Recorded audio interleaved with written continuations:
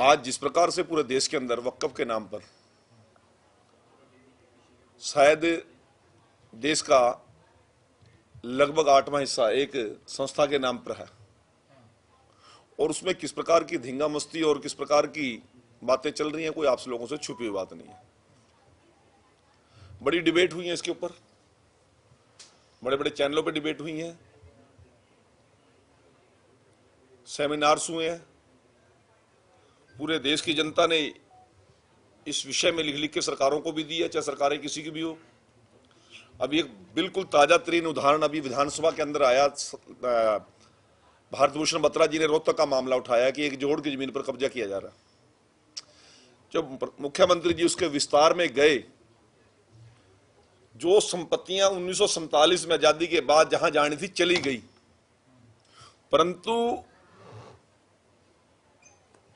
वो संपत्ति जो रोहतक की संपत्ति है 1970 से लेकर शायद 78 या 90 तक वो प्रॉपर्टी मुश्तरका खाते की थी।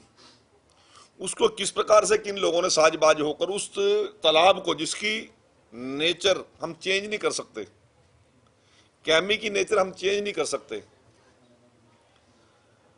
शमशान घाट की हम नेचर चेंज नहीं कर सकते, कब्रिस्तान की नेचर हम चेंज नहीं कर सकते, इसी प्रकार से रेलवे और आर्मी की जो लैंड है उसकी भी नेचर हम चेंज नहीं कर सकते। किस कहानी के तहत वो नेचर चेंज की और वो वक्फ को दे दी, और वक्फ वहां किस प्रकार से आज उसको खुर्द बुर्द करने में लगा हुआ है, एक बहुत बड़ा जांच का विषय है। मुख्यमंत्री जी ने विधानसभा में इसके ऊपर बयान दिया, और एक कमेटी कमिश्नर रोहतक के नेतृत्व में बनाई गई है, और वहां पर किसी ने सवाल किया कांग्रेस के लोगों ने, क्या ये केवल एक संपत्ति की जांच कराएंगे या पूरे हरियाणा की सारी संपत्तियों की जांच कराएंगे? तो मुख्यमंत्री जी ने कहा कि हम फिलहाल एक संपत्ति की जांच कर रहे हैं, इसकी नेचर कैसे चेंज की गई, क्यों वक्फ पे गई, इसकी जांच कंप्लीट होने के बाद यदि आवश्यकता पड़ेगी तो पूरे हरियाणा प्रदेश के अंदर जो जिन प्रॉपर्टीज की नेचर चेंज की है उनको भी हम पीछे नहीं हटेंगे जांच कराने में। तो ये एक बहुत बड़ा मुद्दा है देश के अंदर, और एक ये ऐतिहासिक कदम लोगों की इच्छा के अनुसार केंद्र की सरकार ने उठाने का काम किया। उस पर बहुत हू हल्ला मचा। हू हल्ला मचने के बाद ज्वाइंट पार्लियामेंट्री कमेटी बनी। ज्वाइंट पार्लियामेंट्री कमेटी का निर्णय आ गया, रिपोर्टिंग हो गई। अब उसमें क्या है वो सभी बातें तो बाहर नहीं आई, परंतु वो कल पार्लियामेंट में पेश होगा, और जेपीसी की यदि जो रिपोर्ट होगी उसके ऊपर संसद निर्णय लेगी। वक्फ को किसने संरक्षण दिया पिछले कार्यकाल में? ये मुझसे भी छुपी हुई बात नहीं है, आपसे भी छुपी हुई बात नहीं है। यदि सामान्य से सामान्य व्यक्ति को, जो छोटे छोटे कस्बों में रेडी फड़ी लगाने वाले हैं, उनसे पूछोगे वो भी बता देंगे आपको बात ये, और उनकी नीयत क्या थी ये भी बता देंगे वो लोग, और किस प्रकार से वक्फ के नाम पर उन छोटे छोटे लोगों से, गरीब लोगों से, और खास तौर से उन लोगों से जिनको अपना देश और अपनी जमीन और अपना आश्रय छोड़कर बेघर होकर, लावारिस होकर, लाचार होकर भारत में आना पड़ा, उन लोगों का दर्द पूछिए ना।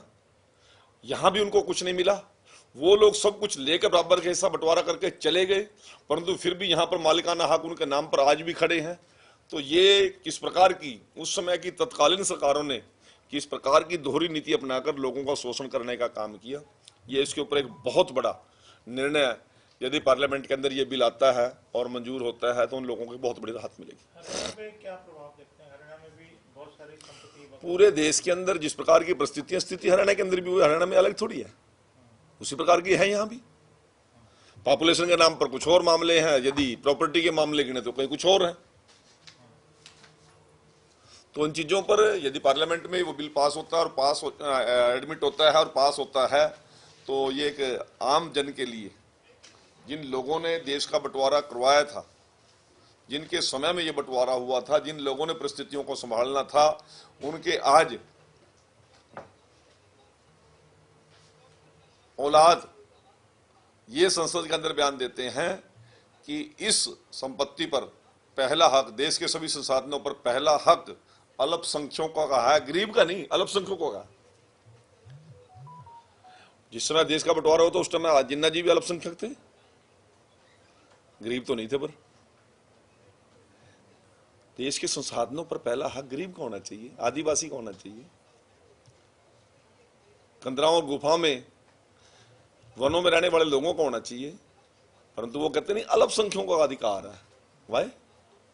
आपको लगता नहीं मुस्लिम के कुछ बड़े नेताओं ने अपने ही जाति के, अपने ही मुस्लिम धर्म के लोगों को दबा करके ये सब चीजें करने की कोशिश, फायदा तो उनको मिला नहीं जिनको मिलना चाहिए? देखिए, बहुत डिबेट्स इस पे हो चुकी हैं, बहुत कुछ कहने की आवश्यकता नहीं है, परंतु जितना कहा उतना ही बहुत कुछ कह दिया मैंने।